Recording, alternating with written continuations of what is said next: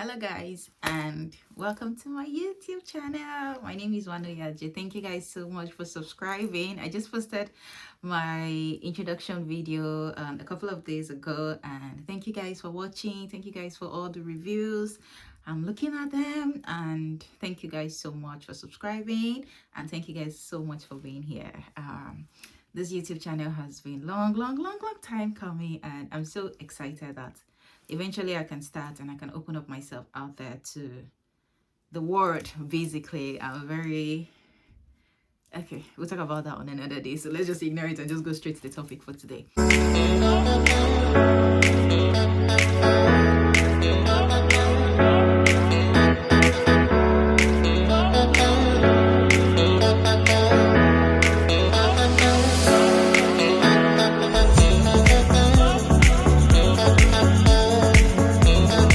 So like you guys can see from the topic, I said how I lost my first job in the UK and mistakes that you guys can learn from, basically. So I'm trying. Okay, we're back to it. So I relocated to the UK early 2022, depending on when you're watching this video, but I'm posting it in 2022 anyway. So I relocated to the UK early this year, and I relocated through school. I came to study.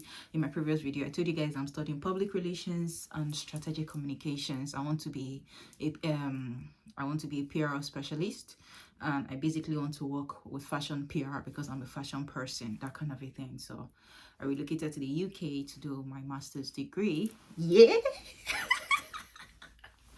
So when I got into the UK, like every other person, you have to look for a job, right? So I got a lot of advices from people that have been here in the past, what they think I should do and all. Now there's something about coming into the UK. Immediately you get in fact, before you even get into the UK, by the time you start breathing and thinking about relocating abroad, it's not just UK. The first thing you see is care job. Oh, how you can be a carer, how you cannot be a carer though. Basically be doing that thing and be dancing like the job is one very good job. Now, I'm not discriminating anybody's job, but it's not the job that is not as rosy as this immigration guys paint it. Oh, come and be a carer. They are looking for 2,000 and 20,000 people coming to care in the UK. They are looking for this, that. I'm not discriminating anybody's organization or anybody's job. Sorry, I'm not a professional, so I might be mixing it up. But you guys should come on, stop lying. There are other jobs in the UK as well, right?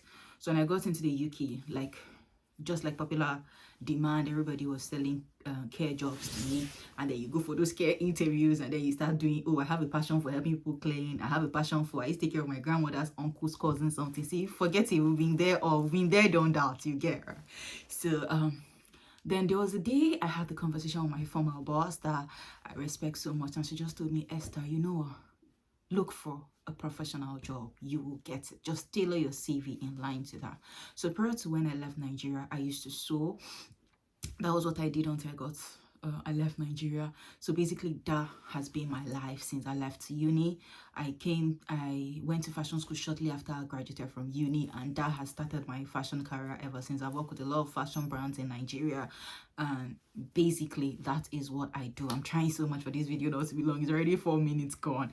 So when I got into the UK, I started with looking for jobs, right? So my boss told me, Esther, you've been in the fashion industry for a long time. Just tailor your CV to suit you. I wanted to do a fashion job because I studied. I want to do fashion PR, right?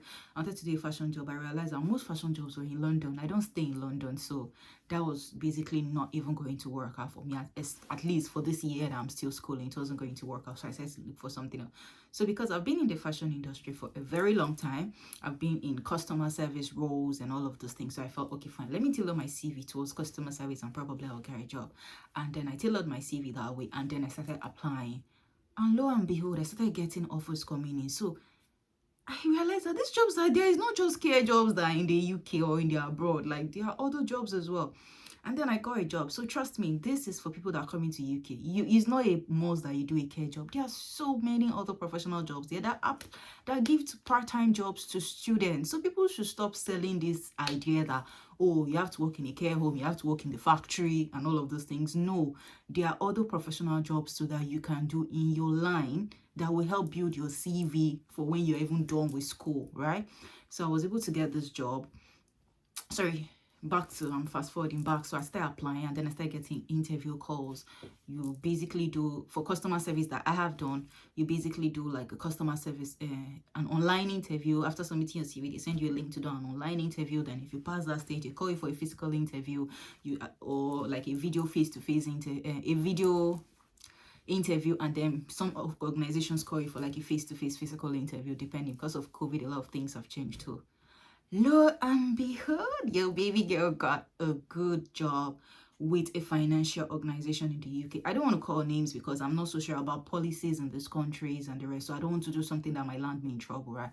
So I got a job with them. So with that, when they gave me the job offer, I got the job offer since April. I got into the UK in February.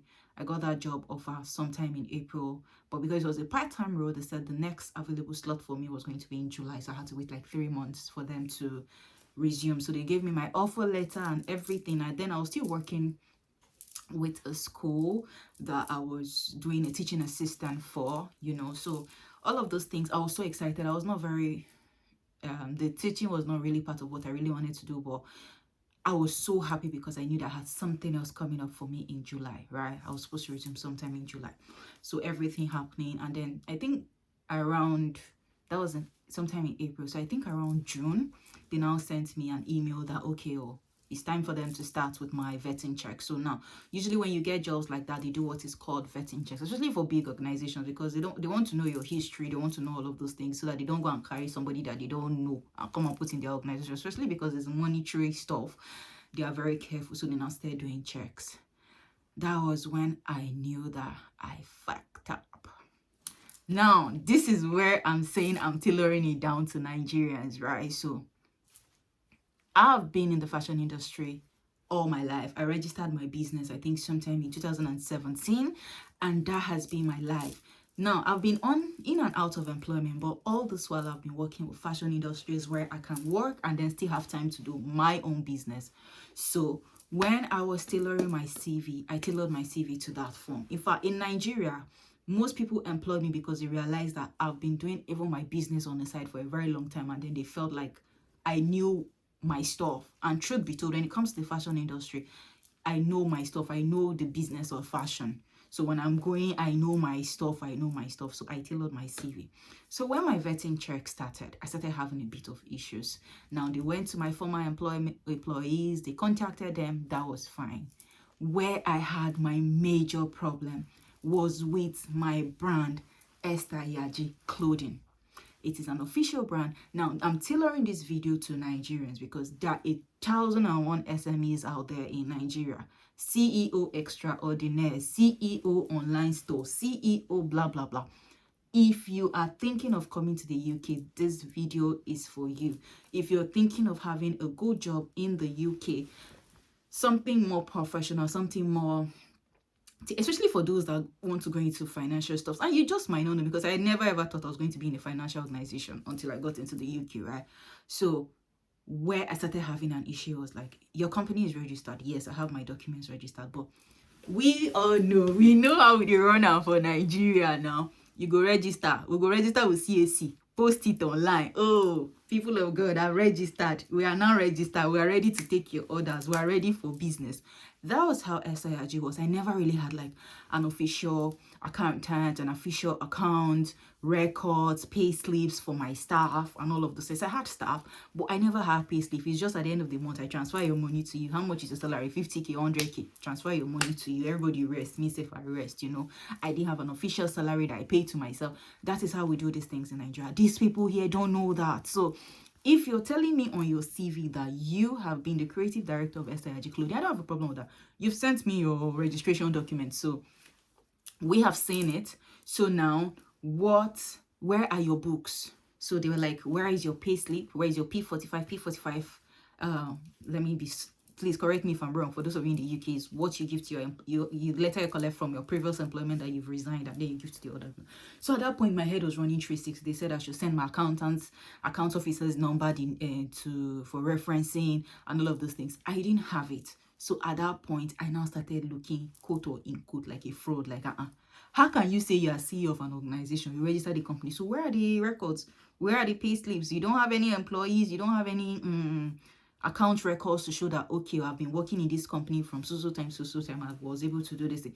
I just kept telling these people, I wish they could just come to Nigeria, understand my pain. At that time, I was frustrated. I just kept saying, I would just, you see, you need to see the email I was sending, so I'll just say, it is my company. I was using my personal account. I was doing like, I just kept explaining, and this was already getting to the end of June. I've been waiting for this employment since since April. That was early April. That was when I got this offer. I've been waiting for it all this while. At that point, I was frustrated. I prayed. I did everything because I was too excited. The offer was mad though, like crazy. Then because of this, I will not get this role. In my head, I was like, who told me to put Esther Yaji on this CV? Who told me? And at that point, I couldn't remove it because it was already there. My other employment checks pulled through, like my references, my former employers, they gave referencing, everything was cha-cha. It was my Esther Yaji clothing that was now my problem. Like at that point, I cried. There was just nothing I didn't do. But there was no way I could prove it. And lo and behold, just like the title says, I lost the job. They called me. I was supposed to resume on the 4th of July.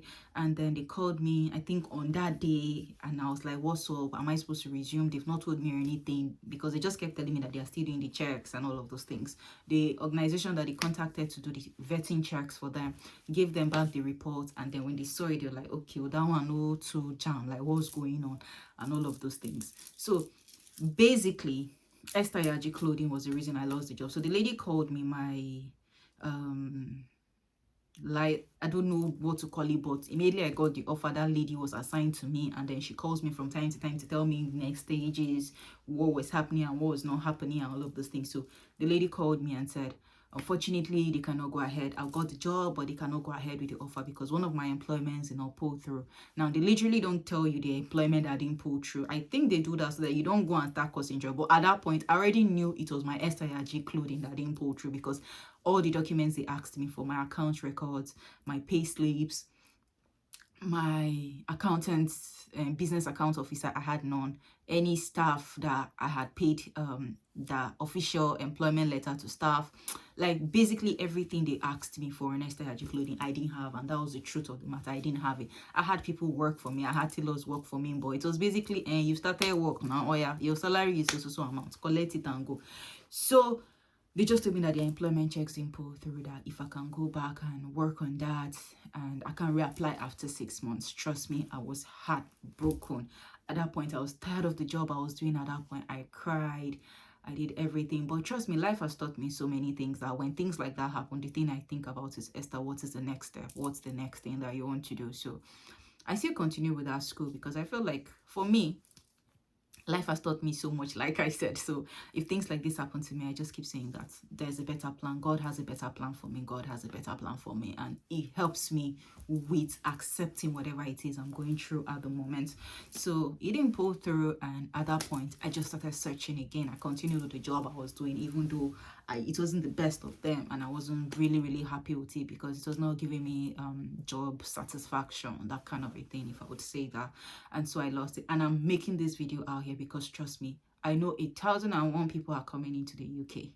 Please, if you're one of those people that have a business registered in Nigeria, if your books are not in check, take that thing off your CV. Take it off. Unless you don't want to do a proper job in this country. Unless you're not looking for a job that will favor your ancestors. Like, I don't even know the English that, God forbid, I don't even know the English that I want to speak on this one. I'm like, take it off. No one cares. These people, they don't care about that thing. Take it off. Just tailor your CV in a way that it favors whatever it is. If you have records, that is fine. You can go ahead. If you have all these things I have mentioned, go ahead, do your CV, put it inside. But if you're my type, one of those people, CEO, WhatsApp group, CEO, this one there, Nigerians, I beg, take it off your CV. Use your official jobs that you have worked with, that have been you can relate to, get references and all of those things, get your pay slips and all of those things. Use those ones and take off that CEO, creative director out of it. Learn from my mistakes. Eventually I took it off. So what I do is that, because I just feel like I put so much into it that I can't trade it away. So what I do is that I just put it on my CV, but I put it more like in the learning process, like, oh, I learned tailoring, and I use that on the side to just practice on times where I am not working. You get, like, I do it on the side. It's not like an official business, but I just do it on the side for family and friends. I do that because I'm still going to go back into the fashion industry. That has always been my life, right? So I do that so that in the future I can still have that on my CV. But it is no longer as a job, quote unquote, creative director SRG from 2017 till date. No, it is no longer on my CV. And to the glory of God, I have another job right now that I'm doing. I started that job in August, and I'm so loving it, you get. So thank you guys, and that was my experience, and I hope someone is learning from this experience. Take away CEO, creative director, take it off your CV. You don't need it. Thank you guys for watching my video up until this point. If you stayed up to this point, that means I probably was making a lot of sense. I'm not sure I was. But if you stayed up to this point, please subscribe, click the notification bell so that anytime I post a video, you'll be notified. Please comment, share. Please share. I'm new to YouTube, and I'm looking to get into 1,000 subscribers within a month. Depending on you guys for that. Please subscribe, share, tell a friend, and you guys should please support your girl on YouTube. Support your girl, please. You guys support me, yeah. And I'm looking forward to posting more content like this. Trust me, I have so much. You guys will be tired of hearing me talk, but trust me, every time I say something, there is always something to learn from it. So thank you guys, and I'll see you on my next video. Have a nice day. Bye.